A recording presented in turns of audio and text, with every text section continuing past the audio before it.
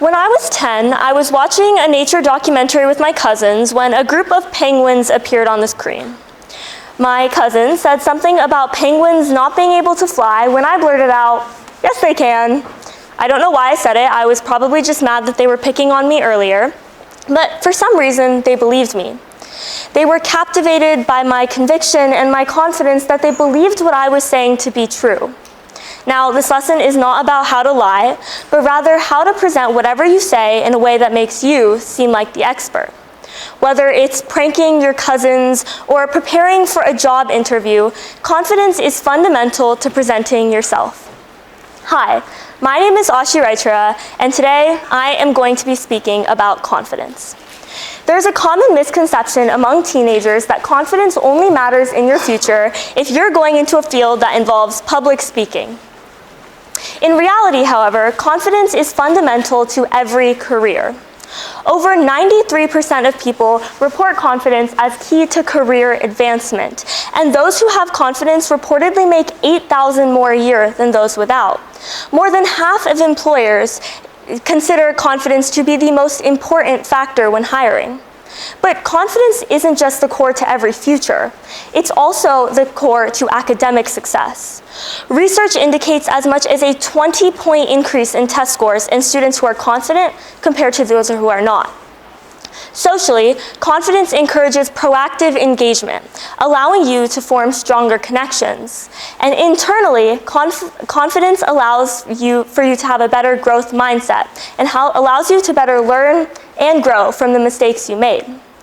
So if confidence is so great, what's the issue?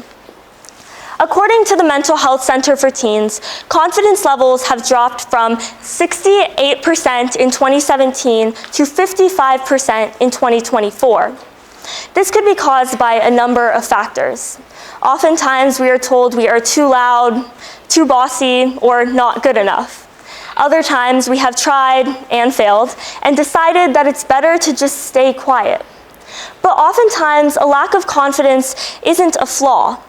It's a response to the world around us. Sources like social media, perfectionism, and self-image are huge factors, but the main underlying factor isn't social, it's scientific. Confidence is a neurobiological process driven by the ventromedial prefrontal cortex and the orbital frontal cortex, which drive decision-making and choices. Simply speaking, your brain is wired for survival, not for success. So when you haven't done something before, it automatically assumes it is unsafe, which prevents you from being confident in unfamiliar situations. But before we learn how to help, it's crucial to first understand what confidence is and clear up some misconceptions. Many teens think that confidence means being loud and extroverted, but the process is more internal than anything else. Additionally, some also think that you need to feel confident before you act, but acting before you feel is actually a stronger approach.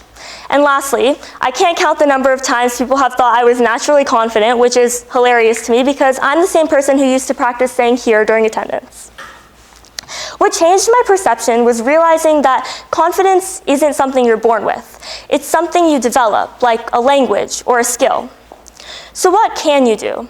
There are a few short-term solutions you can take, but they're usually not the most effective. Life coaches on social media love to tell you that writing affirmations on your bathroom mirror or listening to your favorite music will do the trick, but these will only provide you with a short-term boost that will last up to an hour.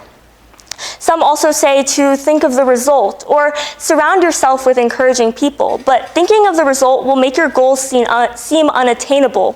And surrounding yourself with others who only validate you won't actually do anything. You could have 100 people tell you you are perfect, and you won't believe it until you do something to prove it to yourself. Data builds confidence, which helps override the emotion in your brain. So what can you do long term? There are a few strategies you can take, but there's one that I have found to be most effective. By this point, I'm sure we've established that penguins cannot fly, but there's one thing they can do: swim. So I named my 5-step approach to increasing confidence RAFS. RAFS stands for Redefine, Act, Focus, Tract, and Surround. R stands for redefine. Redefine failure. Every awkward moment is data, not defeat. Debate losses as growth. Every time you find yourself stumbling over your words or struggling to speak up, remember that you took the initiative to try, which isn't data, which isn't failure, it's growth. The next is act. Act before you feel. This will help avoid the feeling of being scared whenever you're in an unfamiliar situation. F stands for focus. Focus on the not so little things.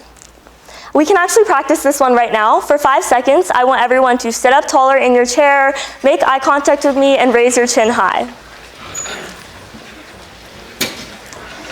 In 5 seconds, you all helped boost your confidence. So the next time you find yourself feeling afraid, make sure to focus on these not so little things.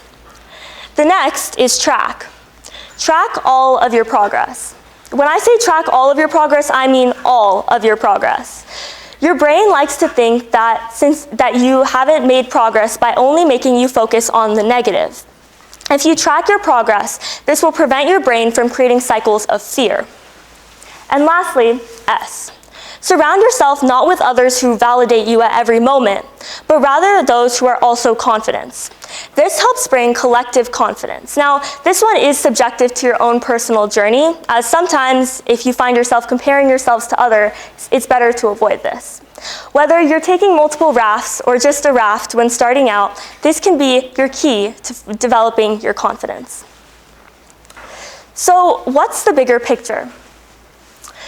Confidence is an internal process, but it doesn't change you. It changes your community. Confidence from classrooms to courtrooms can help change the world. When we think of leaders like Malala, Greta, MLK, we imagine fearless confidence. But none of these people were born fearless. They were ordinary people who decided that their voice matters. That's what makes confidence your biggest asset. It decides who gets to change the world. Whether you're convincing your cousins that penguins can fly or preparing for a job interview, confidence is your fundamental next step. With confidence, you too can teach a penguin, a piranha, or even a panda how to fly, not just by fooling your cousins, but by teaching it the importance of confidence. Thank you.